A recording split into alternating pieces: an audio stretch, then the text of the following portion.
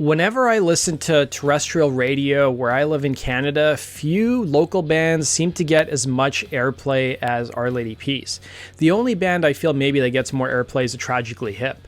Today, let's talk about how the band got so popular thanks in large part to their first two records and a little bit of luck. I was in grade 6 living in small town Alberta. If you guys remember the Big Shiny Tunes video I did a little while back, I talked about growing up in this small town called Edson, which is about halfway between Edmonton and Jasper.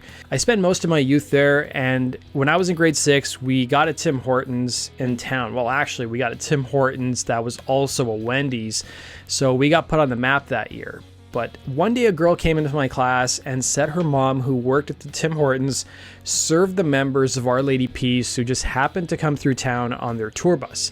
This was when they were touring on what I remember was their second record, Clumsy, and Superman's Dead was pretty much inescapable. Well, the kids in our class, of course, were super impressed as they were one of the biggest bands in the country at the time. Now, Our Lady Peace was born out of a chance meeting between guitarist Mike Turner and vocalist Raine Maeda in 1992. The pair met thanks to a weekly Toronto entertainment magazine called Now that's actually still around. Turner posted an ad looking for a singer, to which Maeda responded to. They soon met and found they had a shared musical vision. Turner spent his teenage years in England before he moved to Canada to do schooling at the University of Western Ontario, where he got an English degree. He highlighted the Sex Pistols as being one of his biggest influences. Before forming Our Lady Peace, Turner worked at a machine shop and at one point originally planned on doing biochemistry and genetics in university, but in a strange twist, he credited Ayn Rand's book Fountainhead as convincing him to really pursue his dreams of music. Maeda, for his part, studied criminology at the University of Toronto, and Maeda was influenced by many different artists, including Stevie Wonder, Joy Division, U2, Radiohead, Blur, Otis Redding, Tori Amos, and he even told Much Music that his favorite vocalists were not men but women, loving the passion with which they could sing. In fact, if you read a lot of the press coverage of the band in the early years, there's a lot of focus on Maeda's falsetto. The duo soon used the same Now Entertainment magazine to recruit a rhythm section. They realized the rhythm section wasn't as committed as they were, so they got a new bassist and drummer. They'd be joined by Chris Eckrat and drummer Jeremy Taggart, solidifying the band's early lineup. Taggart, who was the youngest of the four, was only 18 at the time, finishing high school by correspondence, with Turner remarking to the drummer when they first met, "Geez dude, does your mother know you're here?" But once they started jamming together, the awkwardness pretty much dissipated. I do want to point out that the Now Entertainment magazine, which the members found each other through, wasn't very kind to Our Lady Peace when they got big, with guitarist Mike Turner recalling, "They're the only magazine in the country that pretty much gave us less than favorable reviews." As for the name Our Lady Peace, it was inspired by a 1943 poem by Mark Van Doren. It reflected the band's deep philosophical approach to music, with Maeda telling the Morning Call, "The poem is pretty dark, very interpretive, but it's not about being heavy-handed at all, but being open to suggestion." In their formative years, Our Lady Peace was frequently labeled as a post-grunge or alternative rock band, drawing a ton of comparisons to Nirvana, Pearl Jam, the Smashing Pumpkins, and Soundgarden, in addition to Led Zeppelin. I do want to point out that in a lot of the interviews that the band gave for their first two records, the band almost put down these groups, citing their dark outlook in their lyrics without offering much in the way of hope. In fact, Our Lady Peace's lyrics were frequently labeled as being darkly optimistic. The band managed to carve out a unique niche for themselves, thanks in large part to Maeda's distinctive vocals and the band's penchant for introspective lyrics. Maeda described the band's sound in one interview as a melting pot, and added the fact that the members didn't know each other super well, which led to a type of spontaneity in their music. It was early in Our Lady Peace's career they chose not to play a lot of live shows, instead focusing on writing songs. Maeda and Turner attended a music industry seminar in Toronto where each of them shelled out about $135. It was at the seminar they met producer Arnold Lanny, who was the only person that really stood out at the whole event. Maeda told the Saskatchewan paper, "All of these people had been kind of candy coating everything, and Arn just stood up and denounced everything everyone else said." The band scraped together enough funds to record a demo tape at Lanny's Arnyard studio. The songs in that demo include Super Satellite, Denied, as well as Neon Crossing.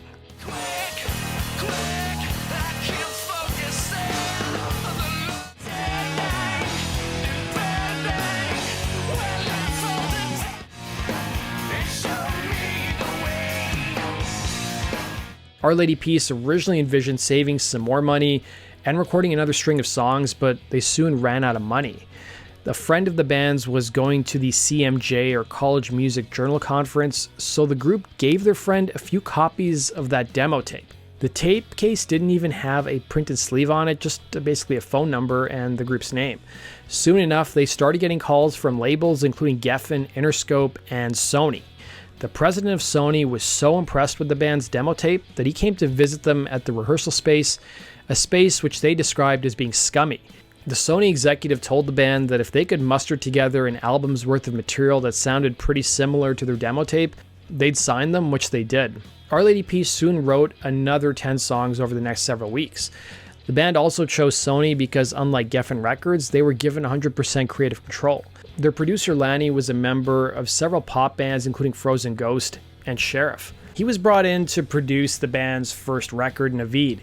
The band especially liked the producer's brutal honesty about the music industry, with Turner telling the Edmonton Journal, "He really patted us on the back and kicked our butt on a regular basis." Sony was betting big on Our Lady Peace being the first Canadian post-grunge band to go global. The recording for Navid began in late 1993, with Maeda admitting he wanted a straightforward rock record, telling the interviewer, "I was really bullheaded on our first record. I remember saying we are a rock band. I don't want to hear a piano or a synthesizer or even a tambourine." The band had a pretty limited time playing together, and they hadn't played a lot of live shows either, and it showed in the studio. Maeda admitted the band members had to get better pretty quickly, and they labored over song arrangements for quite a while. But their debut album would finally see the light of day when it was released in March of 1994, first in Canada. The Navid was a slow burn though. The album name came from an Iranian friend of Maeda, and translated from Farsi to English, Navid refers to the bearer of good news. Their first single, The Birdman, was a commercial failure. It seemed to confuse a lot of program directors, with radio not immediately latching onto the band. The single didn't even chart, with Maeda telling a Regina paper it was too heavy and probably a little too weird.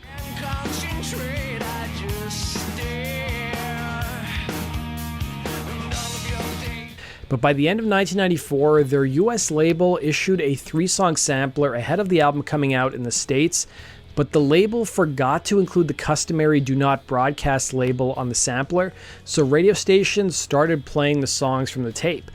That, coupled with the band appearing on a Neil Young tribute album doing the song The Needle and the Damage Done, ended up boosting their profile.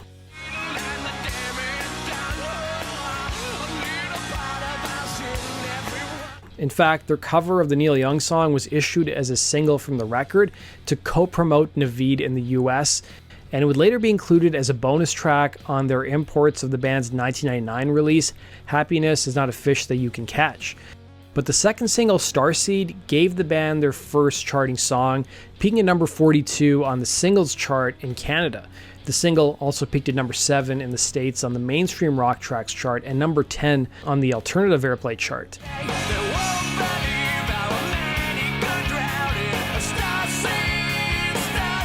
Our Lady Peace had 2 more singles, with their title track, which peaked at number 63 in Canada, and Hope, which peaked at number 62.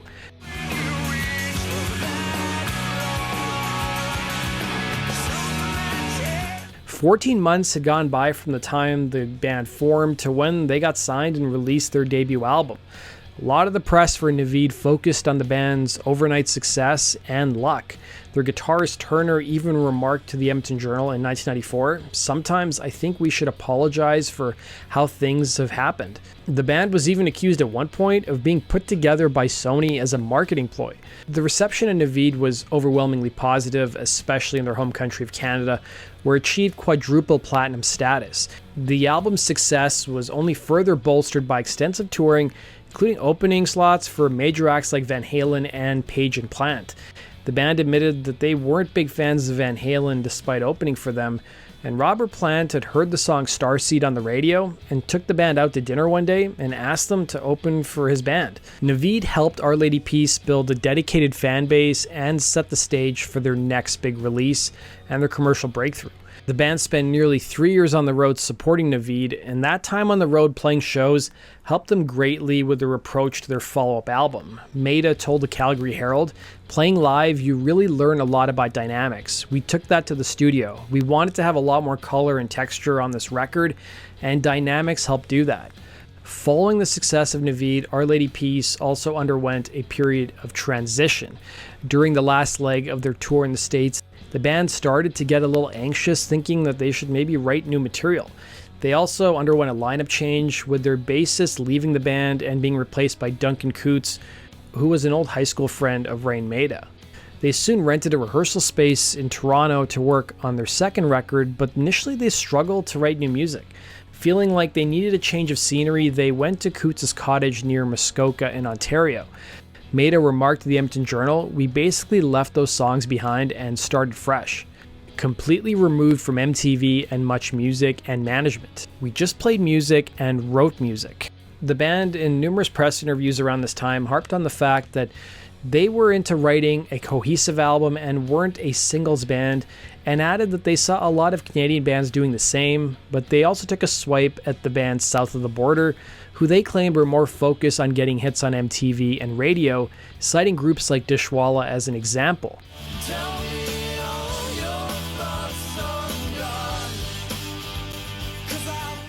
The same old man who appears on the cover of Naveed's Saul Fox, who the band previously befriended, reprised his role for their follow-up album Clumsy, but instead of being surrounded by birds, he's hanging from a trapeze by his mouth.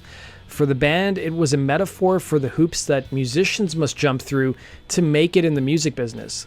It could, of course, also be applied to life in general, with Maeda telling the Calgary Herald, "At the end of the day, Clumsy is based on seeing yourself for what you really are once you finally get some perspective. I wish kids could have that growing up, but they are inundated with image after image of what they should wear and eat and talk like and ultimately be." Maeda even cited his own 9-year-old brother, who was more interested in watching Beavis and Butthead than enjoying the great outdoors. Released on January 23, 1997, Clumsy was a game changer for Our Lady Peace. The album, produced once again by Arnold Lanni, featured a more refined sound and a better collection of songs. Turner acknowledged that Clumsy was a much more popular record, telling the Leader Post, "It's a more varied CD. I think Naveed was very immediate and in your face, and then it was gone. It didn't have the twists and curves the way an album like Clumsy has." He would also add that the band became bored since their last album and wanted to add more variety this time around. Tracks like Superman's Dead, Automatic Flowers, and the title track became instant hits, with Superman's Dead reaching number 2 on the Canadian alternative rock charts, and the album itself debuting at number 1 in Canada.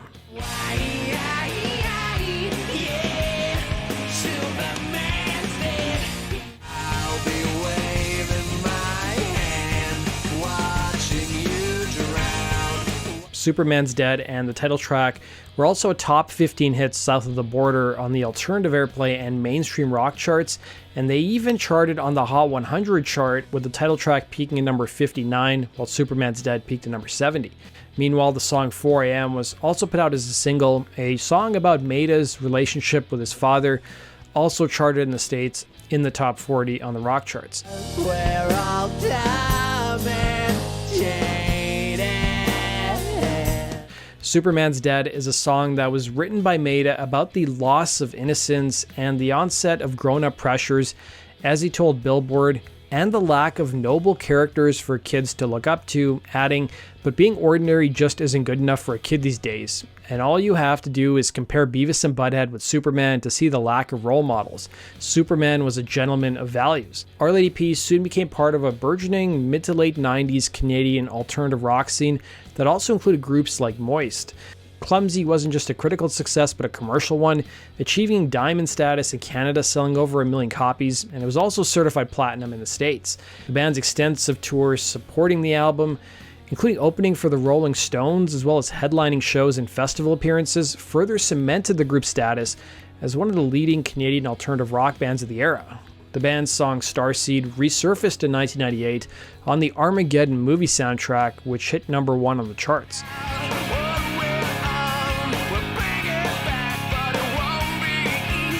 The 1997 Much Music Video Awards, The band won Fan Favorite Video for Superman's Dead and Favorite Group. The impact of Naveed and Clumsy on Our Lady Peace's career cannot be overstated. These albums laid the foundation for their continued success and influenced countless other artists in the alternative rock genre.